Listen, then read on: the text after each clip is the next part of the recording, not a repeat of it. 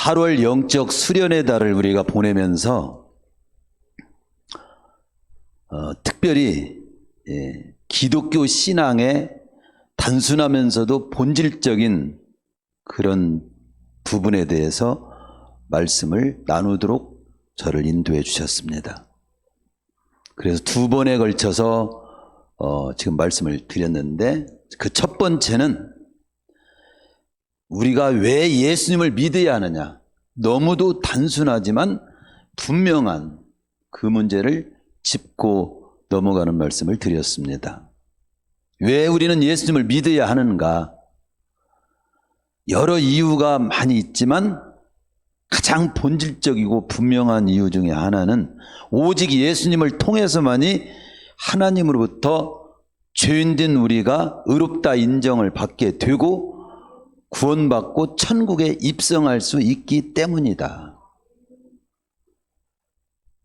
하나님 나라 백성이 될 수 있기 때문이다. 구원받기 위해서는 우리를 향해서 어떤 행위도 요구하지 않는다. 오직 하나님의 은혜로 100% 값없이 예수님을 구주로 믿고 영접함으로써 구원의 은총을 허락하셨다고 성경은 분명히 말씀한다. 그래서 우리는 영생을 얻게 했고 장차 부활의 영광을 누리게 하시고 또 하나님 나라의 백성으로서 이 땅을 사는 동안에 사랑받으면서 이 땅을 여한없이 살도록 하셨습니다. 그러니 예수님을 구주로 믿고 영접하고 사는 길이 얼마나 큰 은총이냐. 바로 그래서 기쁜 소식이고 복음인 것이다. 그걸 첫 번째 말씀을 드린 거고요. 그 두 번째는 우리가 예수님을 구주로 믿고 영접해서 구원받았으면 끝나는가? 아니라는 거죠. 성경은 분명히 구원받은 자답게 살아야 할 삶을 말씀하고 있다는 겁니다. 예수님을 구주로 믿고 구원받은 후에 바로 죽으면, 한편강도처럼 바로 죽으면 낙원에 입성한다고 성경은 말씀합니다. 그러나 우리는 구원받고 난 후에도 바로 죽지 않고 육신이 어느 날까지 또 살잖아요. 근데 그 죽을 때까지 구원받은 자가 살아야 할 삶의 모습이 있다는 거죠. 구원받고 난 후에 죽을 때까지 더 살아야 할 우리에게, 그런 사람들에게는 불신자가 아닌 구원받은 자로서의 삶을 살아야 할 삶인데, 구원받은 자로서의 삶을 살아야 되는 그 삶에 대해서 하나님은 어떤 삶을 기대하냐면,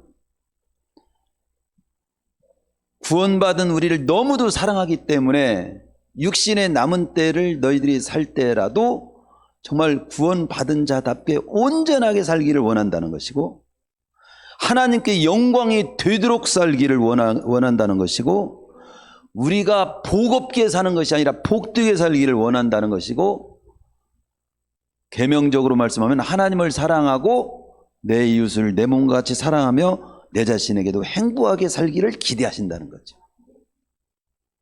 그래서 구원받기 위해서는 우리가 어떤 일을 행할 일이 없어요. 한 가지도 없어요. 헌금을 더 내야 한다든가, 뭐 어떤 선한 일을 행해야 된다든가, 어떤 도덕적으로 살아야 된다든가, 구원받기 위해서는 그런 것조차도 요구하지 않습니다. 예수님, 내 죄를, 모든 죄를 담당하신 예수님을 구주로 그냥 믿고 영접하면 구원은 받게 된다는 거죠. 그러나 구원받은 자라면 구원받은 자답게 살기를 힘쓰는 많은 행위가 또 성경은 요구하고 있다는 겁니다. 그런 면에서 야고보서는 구원받은 자답게 살고자 하는 진실한 삶이 따라야 그 믿음이 참 믿음이라고 할 수 있다. 행함이 없는 믿음은 죽은 믿음이다 까지 그렇게 표현하신 것입니다. 그러니까 하나님 입장에서는 우리를 사랑하시기 때문에 우리가 더 온전하고 복되고 아름답게 살기를 기대하는 것이고, 우리 입장에서는 값없이 우리를 구원하신 그 하나님의 은혜와 사랑에 감사해서 또 우리를 향한 그 기대에 부응하기 위해서 다른 사람에게는 유익이 되고 내 자식에는 복이 되고 그런 복된 삶을 살기를 힘쓰는 삶을 사는 것은 당연하다는 거죠. 창세기에서 보면은 하나님께서는 인간을 만드셨을 때 하나님 보시기에 심히 좋았더라고 말씀합니다. 그러니까 지금도 우리는 구원받은 백성을 향해서 하나님은 보시기에 아주 심히 좋은 모습으로 살기를 기대하시는 하나님이셔. 그 기대하시는 하나님을 향해서 그 기대에 부응하는 삶을 살기를 힘쓰는 건 구원받은 우리가 당연한 겁니다. 오늘은 그러면 어떤 말씀을 드리려고 하냐. 세 번째는 그런 말씀 드린 겁니다. 자, 우리는 예수님을 통해서만이 하나님으로부터 죄인이 의롭다 인정받아서 구원받고 천국에 입성할 수 있기 때문에 예수님을 믿어야 된다. 예수님을 믿고 영접해서 구원받은 자는 하나님은 우리를 향해서 사랑하기 때문에 또 기대하시기 때문에 우리가 온전하게 살기를 원하신다. 문제는 우리가 온전하게 잘 살지를 못해요. 구원받았고 예수님을 구주로 믿고 영접은 했어. 온전하게 살기를 기대하셔. 우리도 그렇게 살고 싶어. 그런데 예수님을 구주로 믿고 영접한 자이지만 하나님의 자녀라고 하지만 하나님의 자녀답게 못 사는 부분이 있더라는 거죠. 구원받은 자답게 살지를 못하더라는 겁니다. 아, 이렇게 되면 여기 의심이 생기는 거예요. 예수님 믿고 나서도 죄를 범하면 구원이 취소되는 건 아니야? 또 다른 문제는 예수 믿다가 믿음을 버리고 세상으로 나간 사람도 있는데 그런 사람 구원 받은 것 맞은가? 그런 사람 어떻게 되는 거지? 이런 질문들에 대한 답을 짚고 넘어가면서 구원받은 자로서 우리가 온전히 못 살고 실패한 부분에 대해서 하나님은 어떻게 인도하시고 우리는 어떻게 그 부분을 극복하며 살아야 하는가? 바로 그 부분을 오늘 말씀을 나누게 되는 것입니다. 첫 번째입니다. 먼저 예수 믿고 나서도 우리는 죄를 지을 수 있는가? 여기에 대한 질문입니다. 이 부분에 대해서 이단도 나왔어요. 이분들에 대해서 설교를 갖다가 정확히 잘 하시는 목사님이 되셔야지만 이 부분에 흐린 것처럼 느끼게 되는 말씀도 제가 많이 듣게 됩니다. 예수 믿고 나서도 죄를 지을 수 있는가? 여러분 예수 믿고 나서도 죄를 안 지었습니까? 실패한 부분이 없습니까? 부족한 부분이 없습니까? 여기서 죄는 그겁니다. 여기서 말하는 죄는 더 깊이 들어가면 예수님을 믿는 믿음을 포기한 것이 아니라 예수를 믿는 믿음은 있는데 삶을 예수 믿는 자답게 못 사는 부분이 있냐는 그런 뜻으로 그 부분 정도로 이해를 했으면 좋겠습니다. 그 부분까지를 제가 지금 묻는 겁니다. 예수님을 믿는 믿음은 제가 있습니다. 예수님이 나의 구주인 걸 믿습니다.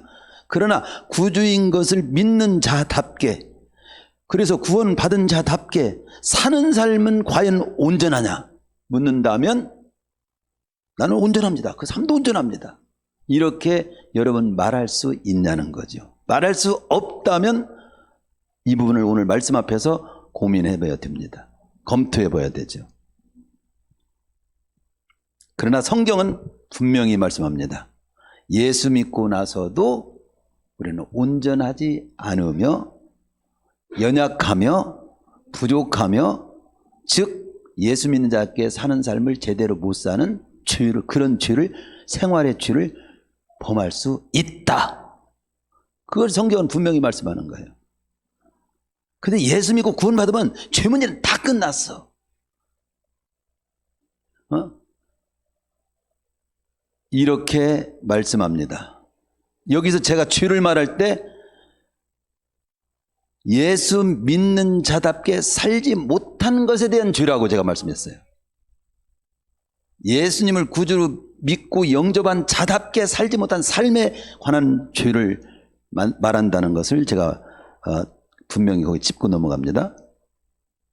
로마서 7장과 8장에 보면 사도 바울이 구원받고 난 후에도 우리 속에는 여전히 육신의 소욕이 있고 성령의 소욕이 있다는 것을 밝혀주고 있어요. 로마서 7장 18절에 보면 바울은 그런 고백을 합니다. 내 속 곧 내 육신에 선한 것이 거하지 아니하는 줄 아노니. 이 구원받고 난 후에 지금 하시는 말씀이거든요. 원함은 내게 있으나 선을 행하는 것은 없노라. 19절 내가 원하는 바 선은 행하지 아니하고 도리어 원하지 않은 바 악을 행하는도다. 8장 2절에서는 죄와 사음함의 법이 있고 생명과 성령의 법이 두 법이 나에게 있는 걸 알았다. 즉 무슨 말입니까? 참으로 구원받은 하나님의 자녀인데 죄 지을 마음도 나에게 한쪽에 있고 죄를 두려워하며 피하며 범죄하지 않게 해서 죄와 더불어 싸울 마음도 또 있더라는 겁니다. 즉 구원받은 우리도 죄를 지을 가능성이 있을 뿐만 아니라 죄를 지을 수도 있다는 것이죠. 오늘 요한일서 1장 8절 9절에 보면 만일 우리가 8절에 보면 그렇게 나오죠. 만일 우리가 죄 없다면 스스로 속이고 있는 거다. 그러니까 죄 없다라고 온전하게 산다고 말할 자 없다는 거지. 다만 하나님은 구원받은 우리가 어떻게 살기를 원하냐. 로마서 6장 11절은 이렇게 말합니다. 이와 같이 너희도 너희 자신을 죄에 대해서는 죽은 자요 그리스도 예수 안에 하나님께 되는 살아있는 자로 여길지어다. 그러니까 죄 쪽에 대한 반응을 나타내지 말고 하나님이 기뻐하시고 원하는 쪽에만 반응을 나타내면서 살기를 힘써. 즉 예수 믿고 나서도 우리는 죄 지을 가능성이 예수 믿는 자답게 살지 못할 가능성이 많다 이거지. 위로가 됩니까? 예수 믿고 나서는 절대 죄도 안 짓고 연약하지도 않고 언제나 온전하고 말에도 실수가 없고 새벽이면 새벽 사는 대로 다 살 수 있고 헌금 내는 거에도 다 살 수 있고 다 그대로 성경 말씀 다 꺼림없이 내고 봉사 모든 부분에 나는 흠이 없이 다 살게 됐어. 그럽니까? 그래야 된다고 그러지 못하면 구원 못 받았다고 억압하는 막 말씀을 외치는 그런 목사님이 강한 목사님이고 그리고 거기에 준역이 들어가지고 두려워서 사늘도록 그렇게 하나님은 지금 말씀하시는 걸까요? 우리는요 구원조차도 스스로 구원 줄 수 없기 때문에 주님이 대신 값을 치러줬고 사는 것조차도 온전하지 못해요. 구원받을게 연약한 존재예요. 부족한 존재예요. 그걸 성경은 말하는 거예요. 연약하다. 온전히 너 스스로는 승리할 수 없다. 성령님을 의지하지 않고. 그래서 책망받을 때도 있고 칭찬받을 때도 있는 거예요. 책망받을 부분이 있고 칭찬받을. 자, 우리가 계시록에 보면요. 버가목 교회 계시록 2장 13절에 보면 사단이 사는 곳에서 죽임을 당할 때도 나를 믿는 믿음을 너희들은 저버리지 않았다. 목숨 걸고 주님께 대한 믿음은 지켰다는 거예요. 대단한 거죠. 죽을 자리에서도 믿음을 지켰다 이거예요. 그런데 그런 버가목 교회 성도들에게 그러나 책망할 것이 있대. 이건 그런 믿음을 가졌음에도 불구하고 책망할 부분이 있다. 부족한 것이 있다는 거지. 구원받은 자답게 살지 못하는 죄가 있다는 거예요. 한마디로. 예? 책망할 것이 있나니 두어 가지 있는데 그게 우상숭배고 또 음행이고 이러고 지적을 합니다. 즉 구원받고 난 후에도 우리는 온전하지 않다, 연약하다, 책망받을 부분이 있다, 이렇게 말씀하는 거예요. 두 번째로, 따라서 그러면 예수님 믿고 구원받은 내가 죄를 범하면 어떻게 되는 거죠? 구원받은 게 못 살면 어떻게 되는, 구원 취소되는 거 아니에요? 그것이 제일 궁금합니다. 구원받은 우리가 약한 부분이 있고 부족한 부분이 있고 실패한 부분이 있고 더 나아가 그 한마디로 죄를 지은 부분이 있으면 구원 취소되는 건가요? 그것으로 성도들을 갖다가 유협해서 겁주는 이단들이 많고 그런 교리를 강하게 주장하는 곳이 있습니다. 결론은 여러분들이 두려워 떨까 싶어서 결론을 먼저 말씀드리면 취소되지 않습니다. 내가 오늘 구원받았다고 하지만 내일 내가 범죄하게 되면 그 구원은 잃을 수도 있는 것 아닙니까? 따라서 이런 상태에 있는 사람에 대해서 구원 여부를 확실히 좀 말씀해 주세요.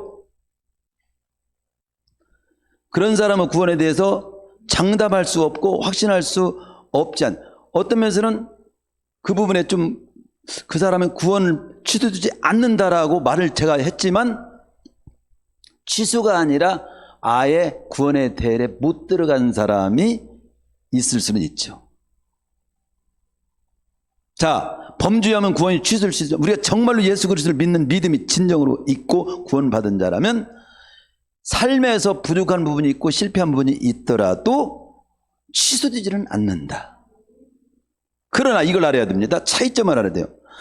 구원받은 자가 죄를 범할 때 범해도 좋다 이런 뜻은 아니야. 괜찮은 것은 아니지만 그것으로 구원은 취소되지는 않는다. 이걸 분명히 하나님께서 말씀해 주십니다. 그래서 아멘. 그런가? 그렇군요. 우리가 예수님을 믿음으로 얻게 된 하나님의 구원은 여러분들이 연약해서 어떤 부분에 대해서 잘못을 좀 범한다고 해서 취소되거나 폐기하는 식으로 하나님은 처리하지 않습니다. 즉 성경 구절 말씀 로마서 8장 33절이면 하나님이 예수 그리스도를 믿음으로 너를 의롭다고 구원받은 자라고 하시는 누구냐? 하나님이시니 누가 정죄하리요? 누가 우리를 그리스도의 사랑에서 끊으리요? 사랑이 뭐냐? 우리 대신 값을 치르신 그 문제에 대해서 무효라고 할 수 있냐 이 말이지. 환난이나 곤고나 박해나 기근이나 적신이나 위험이나 칼이나 39절 높음이나 깊음이나 다른 어떤 피조물이라도 우리를 우리 주 그리스도 예수 안에 있는 하나님의 사랑에서 끊을 수 없으리라. 하나님의 사랑, 내 대신 값을 치러주시고 죽어주신 그 사랑, 그래서 구원하신 사랑, 그 사랑을 취소시킬 수 있는 사람은 아무도 없다 이거야.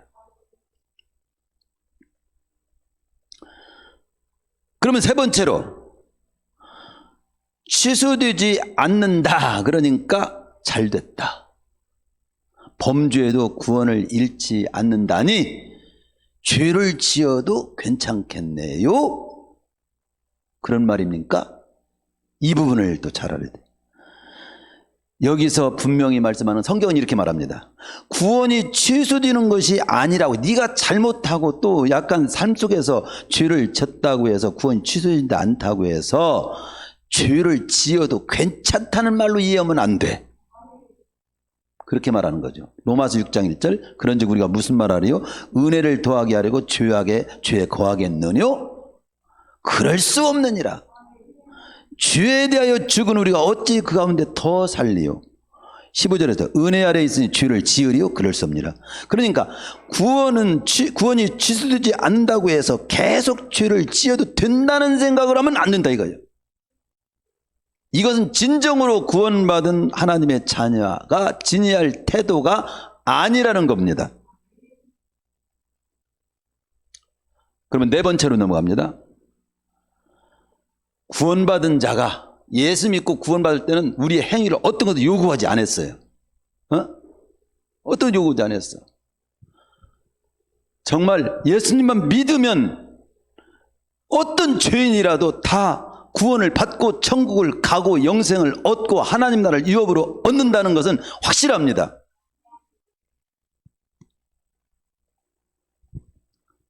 그런데 우리가 구원받은 내가 삶을 온전히 못 사는 거, 때로는 거짓말도 하고 때로는 설령 도둑질도 하고 때로는 정말로 하나님의 자녀로서 못할 짓을 한 부분이 있을 때 이 문제를 하나님께서는 어떻게 인도하시고 어떻게 처리를 하시며 우리는 어떻게 극복해야 되고 어떻게 이 문제를 짚고 넘어가야 되느냐, 이 문제예요. 구원받은 자답게 살지 못한 부분을 어떻게 극복해야 되는가? 어떻게 하나님은 인도하시고 있는가? 어떻게 우리가 극복하기를 원하시는가? 첫 번째는 그겁니다. 방금 전에도 말씀드린 로마서 6장 11절에서 말씀한 것처럼 구원받은 자는 주에 대하여서는 죽은 자요. 그리스도에서는 하나님께 대한 살아있는 자로 여기면서 살기를 힘써야지.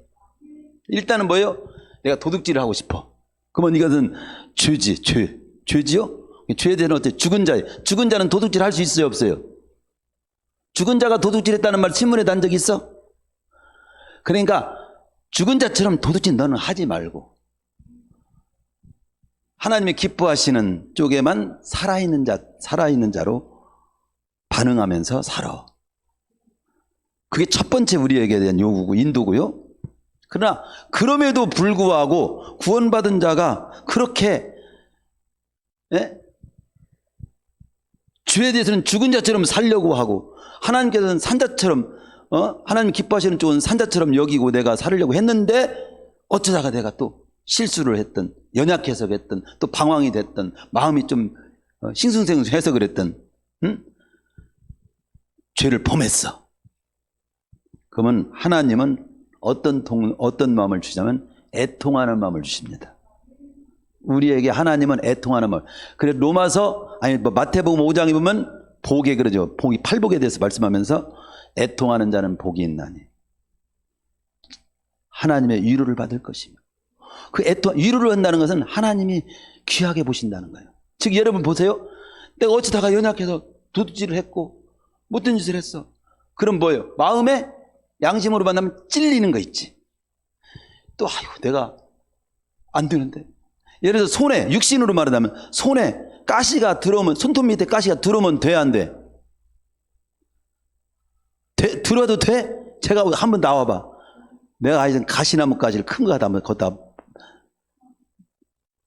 가시를 어떻게 해야 돼요? 찔러볼게. 제가요 어느 날요 가시가 진짜 여기 손톱 밑에 들어갔어. 진짜 어떻게 다 나무에다가 이게 손톱에 좀 들어가. 근데 그 가시를 빼려고도 나오질 않아. 아파. 계속 아픈 거예요. 근데 그걸 빼려고 온갖 몸부림을 치고 짜봐라 막 바늘로 또 여기 들썩들썩 해봤다. 별짓을 다 해다가 결국 뺐어. 뺐는데 그 얼마만큼이냐면 눈곱만큼의 그 가시야. 진짜 뭐 표도 안 나. 점에 해당되는 가시가 조금 들어간 것이 그렇게 아프더라고. 근데 그거 뺐는데 얼마나 시원한지 몰라. 그 경험 여러분 손들하면 거의 경험 많으셨을 거예요. 조금 들어간 거. 이건 뭐냐면 산 사람은 그렇게 내 몸에 들어와서는 안 되는 것이 들어오고 있어서는 안 되는 것이 있게 되면 괴로워하는 것이 정상이라는 거지. 근데 죽은 사람은 대못을 박아도 알아 몰라. 감각이 없지. 구원받은 자는요 잘못을 하면 애통하는 마음이 생기게 돼 있다는 거예요. 근데 그 애통하는 마음이 복된 마음이야. 그게 복된 마음이라 이거죠. 하나님의 애통하는 마음을 주죠. 첫 번째는 네 정신 맑은 정신으로 하나님 백성들께 살기를 힘쓰라. 근데 그걸 힘쓰려고 하는데도 또 실패하고 넘어졌을 때 애통하는 마음을 주자고 회복하기를 원해요. 내가 이제 다시는 가시 안 찌르고 조심해야지. 도둑질하니까 저도 도둑질을 한번 해봤어요. 그 얘기를 간증하겠습니다. 초등학교 3학년 때 학이요. 우리 그 선배 목사님들이 아주 주먹이 짱이야, 짱. 우리 동네에서 그냥 뭐 대회를 하면 동네마다 우리 선배들하고 붙으면 다 그냥 아주 이겨. 한마디로. 그래가지고 옛날에는 그 뭡니까? 뭐라고 합니까? 줄지어서 동네마다 위험하니까 함께 줄지어서 같이 다니도록 했어요. 그리고 우리 선배 목사님이 이제 하나 앞에 딱 하고 면 우리 뒤에 축 따라가지요. 뭐라고? 예? 아니, 선배 목사님이라고 했어? 아니, 선배 목사님이 아닙니다. 선배 목사님이 아니야. 옛날에 초등학교 선배님이지. 선배. 이때 그냥 아주. 그런데 어느 날 그러는 거예요. 오늘 학교 가지 말자. 그래, 학교 가지 말면 똑같이 학교 안 가야 돼. 우리 놀자, 이거예요. 노는데 그 아침마다 엿장수 아저씨가 오게. 근데 그분은 절뚝거리면서 와. 다리가 좀 장애가 있어. 그래가지고 절뚝하면서 이렇게 가위질하면서 오면은 거기에 이제 엿판도 있고 고무줄이 있어. 옛날에 새총만들 노란 고무줄 그런 것도 걸쳐놓고 검은 고무줄도 있고 엿판도 있고 비누 같은 것도 좀 있고 이런 거 성냥도 팔고 그렇게 해가지고 엿판을 가지고 그런 아저씨 엿장수 아저씨가 있어. 오늘 엿판을 다 우리 턴다. 그리고 다 맡기는 거예요. 너는 대식이 너는 고무줄을 노란 고무줄을 훔쳐. 너는 엿판을 훔쳐. 너는 성냥. 그 이제 아저씨 이제 그냥 완전히 털리게 행했어. 근데 우리 선배 말이면 그대로 지켰어. 그래, 좋다. 그래가지고 이제 그 양반이 오네. 나는 내가 거기에서 이렇게 자, 뭘 살까 이러고 있을 때 너희는 틈 타서 딱 신호주면 그때 다 치는 거야. 막 가지고 막 이런 거예요. 그래서 저도 준비를 단단히 했지. 해가지고 보니까 저는 이제 노란 고무줄 마냥 딱 그냥 생각 보고. 그리고 엿장수 진짜 오셨어. 아저씨가 오셨어. 한 보판에 길 가는 학교 가는. 그래가지고 오셨는데, 자, 아저씨 엿 있어요. 뭐 고무줄 뭐 어쩌고 그 현이 막 정신없이 하는 거예요. 신호를 딱 주는 거야. 그래서 저는 재빨리 민첩하게 노란 고무줄을 그냥 딱 한 움큼 쥐고 날래게 뛰었지. 그래 다들 뛰어드는데 나만 뛰었어. 아무도 안 훔쳤어. 순진한 나만 명령대로 그대로 한 거지. 그러니까 여파를 놓고 나머지는 또 자기들도 다 도망가서 막 이름이 막 이러면서. 그런데 이분 절뚝거리면서 막 나를 계속 쫓는 거예요. 그래가지고 그 동네에 지금 둥그나무 있어요. 지금도 가면 알죠. 보게 될 거예요. 화장실로 제가 숨었어요. 근데 옛날에 화장실은 이렇게 가만히 떼기 이렇게 그걸로 이렇게 열면 다 보여. 거기에 숨어서 있는 거예요. 근데 엿장수가 거기 뒤져가고 들어가. 너무 초조한 거예요. 막 밑에는 보니까 막 거기 똥왕이 있는데 떨어지면 큰일 나게 있어. 그 가만히를 꼭 붙잡고 참 의리도 없는 거지. 선배도 어떻게 됐는가도 모르고 다른 사람 다 어떻게 됐는가 모르는데 거기서 나중에 보니까 형이 조용하더라고요. 결국 지나갔어. 고무줄을 딱 줬는데 이걸 보고 제가 깨달았어요. 야, 도둑질하고 거기서 숨어 있는데 그렇게 떨리더라고. 그렇게 불안하더라고. 그리고 나중에 가봤더니 엿장수 그냥 아저씨 지나가고 나중에 봤더니 야, 대식이 너는 진짜 하더라. 그런데 그날 때 꿈에 꿨어. 꿈을 꾸는데 그 절뚝거리는 사람 계속 나를 쫓아봐. 그리고 아침마다 올 때 그 양반이 이제 오셔. 나는 논뚝길로 천히 돌아가. 그래가지고 제가 그때 결심했어요. 일기장에서 써놨어요. 나는 도둑질은 절대 안 한다. 지금까지 도둑질 한 적이 없어. 나 예수 안 믿었어도 도둑질은 안 해요. 도둑질은 나쁜 거 무던 거더만. 예? 오늘 또 여러 도둑질 살살 하는 사람 여기 있어도 도둑질은 나쁜 겁니다. 하지 마세요. 좋은 말로 할 때 하지 마. 예? 어쨌든 우리가 하나님께서는 나쁜 짓 쪽에서는 죽은 자처럼 반응을 내지 말고 좋은 쪽에만 반응 내고 살아. 이게 첫 번째 하나님 우리께서 인도하시는 방법이고, 그래도 하늘 때는 실수하고 그랬을 때는 애통하는 마음을 줍니다. 그래, 애통하는 마음 가지고 이제 돌이키고 고치면 하나님은 그래, 내가 위로해 주마. 다시는 그렇게 하지 마. 위로해 준다 이 말이야. 또 그것을 하는 방법, 자백이라는 길을 통해서 자백. 요한일서 1장 5절에 만일 우리가 우리 주를 자백하면 저는 미쁘시고 의로우사 우리 주를 사하시며 모든 불의에서 우리를 깨끗게 하실 것이요. 진실로 자백하고 새롭게 살기를 결단하면 그냥 받아주신다는 거예요. 그리고 없는 거로 처리해 주시오. 그런 자백이란 통로를 주셨다고 하는 것이 요한일서 1장 9절입니다. 얼마나 감사해요. 야, 우리가 잘못했어도 자백하고 새롭게 살기를 결단하면 그걸 없는 걸로 가. 그런데 우리 믿는 사람들은 이런 거죠. 용서하고도 옛날 일을 계속 끄집어내. 그러면 하나님은 한번 용서 딱 하고 없는 걸로 간주하면 더 이상 묻지 않아. 과거를 묻지 않아. 그 하나님이야. 우리도 용서를 안 하려면 몰라도 했으면 한 것에 대해서는 두 번도 묻지 말아야 됩니다. 그리고 또 자백했으면 그거에 대해서 또 자신도 확실하게 더 이상 내가 이 부분에 대해서는 하나님 보시기에 잘 살아야지 하는 쪽으로 마음 부려서 살기를 힘써야 되고, 그게 이제 하나님 앞에서 기본적인 자세지요. 또 자백을 통해서도 안 되는 경우가 있어. 그런 분에 대해서는 하나님께서는 또 어떻게 하냐면 우리가 잘못을 범할 때 징계라는 도구를 쓰기 시작합니다. 징계. 징계는 뭐냐면 회초리예요. 우리말로 말하면 회초리. 매를 들어. 그게 히브리서 12장 6절에 보면 주께서 그 사랑하신 자를 징계하시고 그의 받으시는 아들마다 채찍질하십니다. 그러니까 처음에는 말로 한다 이거지. 처음에는 마음으로, 네 스스로 마음에 애통하는 마음을 주시고 또 자백이랑을 통해 네 스스로 네가 고치게 하시고, 그걸로 안 고칠 때는, 온전하게 못 살 때는, 실패할 때는, 안 좋은 모습으로 살 때는, 복 없이 살게 될 때는, 하나님께 영광을 가리우며 살게 될 때는, 너 자신에게도 해가 되게 살 때는 하나님께서 그냥 두지 않고 강하게 한 단계 올려. 그게 징계야. 사랑하신 자를 징계하시고 그의 받으신 아들마다 채찍질하심이라.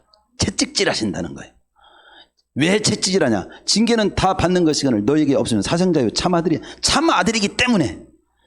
그리고 우리의 10절, 우리의 유익을 위해서, 하나님의 거룩하신 모습을 담게 하기 위해서, 그리고 우리로 하여금 진정한 참 평안을 누리고 살 수 있는 사람이 되게 하기 위해서 그렇게 나옵니다. 징계. 여러분, 내가 잘못을 죄에 대해서는 죽은 자요 하나님이 기뻐하시는 쪽에는 산자로 여기면서 잘 살면 최고 좋은 단계예요. 또 애통하는 마음을 줘가지고 잘못한 것을 괴로워하고 다시는 내가 도둑질 안 해도 되겠구나 해가지고 살면 그 단계까지도 좋은 상태예요. 그런데 매 때려가지고 고치는 사람은 단수가 조금 낮은 거지. 매 안 맞고 고치는 사람이 더 멋있는 사람이고 자기에게도 삶에도 유익한 줄로 믿습니다. 그러나 하나님은 매를 들여야 될 사람이 있다 이 말이에요. 매를 들어. 그 단계가 있고요. 근데 제가 이 징계라는 말을 이해하기 위해서 양치기와 양이라는 그 한 이야기를 제가 하나 소개할게요. 어느 양치기가요, 다리가 부러진 양 한 마리를 지극정성으로 매일 아침마다 쓰다듬어 주면서 따로 풀을 먹이면서 기르고 있는 거예요. 그러니까 마을 주민 한 사람이 물었어. 어쩌다가 양에 이렇게 다리가 부러졌습니까? 사나운 짐승에 물렸습니까? 바위에 떨어졌습니까? 그래 물으니까 이 양치가 태연하게 이렇게 대답하는 거야. 아닙니다. 제가 부러뜨렸습니다. 아니, 양치 주인이 어떻게 양을 다리를 부러뜨릴 수 있어요? 그리고 부러뜨린 다리를 또 먹고 그렇게 정성스레 또 먹이는 건 뭡니까? 제가 이해가 안 됩니다. 그래요. 사실은요, 이 양을 내가 왜 다리를 부러뜨렸냐면요, 양을 다 사랑하죠.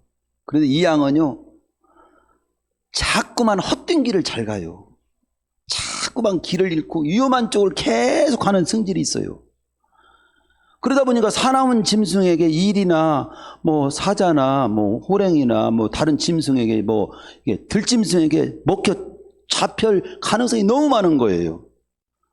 그 한때는 이게 못 가게 막기도 했는데 계속 가니까 이거 안 되겠다. 그러다가 완전히 죽으면 안 되게 해서 다리라도 한 달 분지러 놓는 것이 그나마 죽는 것보다 낫겠다 해가지고 한쪽 다리를 장애를 만드는 거예요. 그랬다는 거예요. 그래가지고 다리는 쩔어서 이제 못 나가. 멀리 못 가. 그러니까 주인이 특별히 사랑하고 꼴을 먹여주고 그러면 내가 네 죽을 길을 막기 위해서 다리나 하나 분지른 건 너는 알거나 아냐? 하듯이 그러고 기르고 있더라는 거예요. 때로는 하나님이 징계를 하십니다. 다리를 아예 분지러 놔가지고 아예 죽지 않게 하고 망하지 않게 작업하시는 분도 있어. 거기에 해당이 그 단계까지는 안 가시기를 축원합니다. 또 그 단계도 안 되는 사람이 있어. 성경에 보니까 우리가 잘못했을 때 최후의 복되게 못 살을 때 최후의 엉뚱한 길로 계속 갈 때 저 자신에게도 복이 안 되고 다른 사람에게도 복을 안 되게 하고 망할 짓을 계속 할 때 치유에 쓰는 방법이 하나는 육을 멸함으로 더 이상 잘못을 저지를 길을 차단하신다고 나옵니다. 고린도전서 5장 5절에 보면 이런 자를 사탄에게 내주셨으니 이는 육신은 멸하고 영은 주 예수 날에 구원을 받게 하려 함이라. 쉬운 성경이 이렇게 나옵니다. 그 사람의 죄의 본성은 멸망하더라도 죽으면 더 이상 육신의 그 죄성이 없어지겠죠. 끝나는 거죠. 영혼은 우리 주님의 날에 구원받게 할 것입니다. 이걸 보면 나는 그 사람을 육신으로는 더 이상 죄 못 지도록 죽인다는 거야. 죽이고 영혼은 한 번 구원받은 자를 천국 가도록 이 영혼은 구원받게 인도하신다는 거예요. 야, 이걸 보면서 성경 말씀 하나님 말씀 보면서 하나님의 사랑이 이토록 지극하구나. 육은 멸할지라도 영은 영원히 지옥 가는 것을 막으시는 막 이 하나님의 사랑에 막 진짜 죽여도 육신이 죽어도 감사한 거야. 내가 그냥 살려놓으면 계속 못된 짓만 하고 죽을 짓만 하고 망할 짓만 하고 그러니까 아예 그냥 딱 여기서 멈춰라 하고 영은 천국으로 인도하시는 위해서 그러시는 하나님의 말씀도 고린도전서 5장 5절을 딱 기억해 놓고 기억하시기 바랍니다. 말씀 마칠게요. 더 이상 말이 이제 필요 없죠. 우리 구원받은 하나님의 자녀들이 연약하여 잘못을 범했을 때 본질적으로는 구원을 취소하지는 않는다. 근데 이런 사람이 있어. 예수 믿는다고 했는데 그냥 세상으로 나갔어요. 그냥 구원 취소하지 않겠네요. 나가 지멋대로 사는데 천국 가지요? 그 사람 천국 가겠네요? 제가 이렇게 말합니다. 예수를 정말로 젊어도 믿었는가? 정말로 믿은 사람은 일시적으로 믿음이 약해서 방황해서 세상으로 나갈지라도 정말로 믿은 사람은 돌아옵니다. 그러나 진실로 안 믿은 사람은 세상으로 한번 나가면 절대 안 돌아옵니다. 죽을 때까지 안 돌아오는 사람은 그 사람 진실로 안 믿은 사람이고 설령 나갔을지라도 언젠가 들어오는 사람은 진짜로 믿은 사람이에요. 그렇게 표현할 수밖에 없어요. 여러분은 조금 나갔더라도 다시 정말로 나는 주님을 믿기 때문에 돌아오는 자가 되시기를 축원합니다. 또 돌아옴으로써 정말로 나는 예수님을 구주로 믿은 사람인 것을 증명해 주시기 바랍니다. 따라서 우리 구원받은 하나님의 자녀들이 연약하게 잘못을 범했을 때 본질적으로는 구원을 취소하지 않는다는 사실보다 감사한 사실이 어디 있어요? 참으로 믿고 구원받은 자는 그 구원을 취소시킬 자는 아무도 없습니다. 두 번째, 지금 정리하는 거예요. 참신자에게는 잘못했을 때는 애통한 마음을 주십니다. 그리고 또 세 번째, 자백이라는 통로를 열어주셨습니다. 네 번째, 때로는 징계를 통해서 우리를 바로 세우고자 하십니다. 다섯 번째, 최후에 쓰는 방법은 육은 멸하고 영혼은 구원하신 길로 인도하십니다. 따라서 한 번 택한 자는 결코 포기하지 않으시고 구원을 취소하지 않으시며 마침내 천국에 들어가도록 영생을 누리도록 이끌어 주시는 분이 우리 하나님이십니다. 이것이 복음입니다. 이 하나님을 어찌 경외하지 않을 수 있는가? 이 하나님이 기뻐하시는 뜻을 따라서 살기를 어찌 우리가 힘쓰지 않을 수 있는가? 하나님께서 우리가 바라시는 것은 우리를 막 억압시키고 매이게 하고 막 망하게 하는 쪽이 아니라 다 나의 유익을 위해서, 축복을 위해서, 승리를 위해서, 하나님의 영광을 위해서, 다른 사람에게도 복이 되도록 유익이 되도록 사는 삶에 대해서 말씀하시지, 나에게 해드는 쪽을 요구하는 것이 아니잖아요. 최후의 한마디는 그렇습니다. 가장 복된 인간의 모습은 어떤 사람이 최고 복된 모습이냐? 막 돈 많고 건강하고 오래 살고 높은 자리 한 자리 해먹고 놀고 싶은 거 다 들고 가고 싶은 거 다 보고 그런 사람이 최고 여한이 없겠다. 이것이 안 믿는 사람들의 모습이겠지만, 성경적으로 가장 복된 인간의 모습은 어떤 모습이냐? 예수님을 안 믿던 자리에서 믿는 자리로 돌이켜서 한 번 회개를 해서, 그래서 한 번, 제목이 뭐예요? 한 번 회개 평생 자백. 즉 예수님 안 믿는 자리에서 믿는 자리로 돌이키는 회개, 그 한 번 회개를 통해서 구원받는 거예요. 구원은 여러분의 어떤 행위를 요구하지 않아. 전적으로 예수님이 내 모든 죄를 담당하셨다는 사실을 그대로 받아들이는 것이 바로 그거. 그럴 때 구원이 주어지는 거예요. 예수 안 믿던 자리에서 믿는 자리로 돌이키는 그 회개 한 번. 그런 돌이켰어도, 예수 믿었어도 우리는 부족하고 연약하기 때문에 실패하고, 또 자백이 필요하고 애통이 필요하고 징계도 필요하고 끝내는 육신까지도 멸할 정도로 우리는 연약한 존재란 말이죠. 그래서 평생 자백과 애통이 필요한 존재. 그래서 한 번 회개 평생 자백, 그렇게 써놓은 거예요. 잊지 말라고. 한 번 회개 평생 자백. 어떤 자가 그래서 복된 자냐? 예수 안 믿던 자리에서 예수 믿는 자로 돌이킨 사람. 그래서 한 번 회개를 해서 구원받고 하나님의 자녀가 된 사람. 그리고 한 번 회개와 주님이 부르시는 날까지, 육신이 끝나서 죽는 날까지 평생 구원받은 자께 살기를 분투하면서 애통도 하고 때로는 자백도 하면서 살아가는 삶. 그 사람이 최고로 복된 사람이에요. 찬양합니다. 나는 그래서 하나님 아버지의 사랑을 찬양으로 올리고 싶어요. 아버지,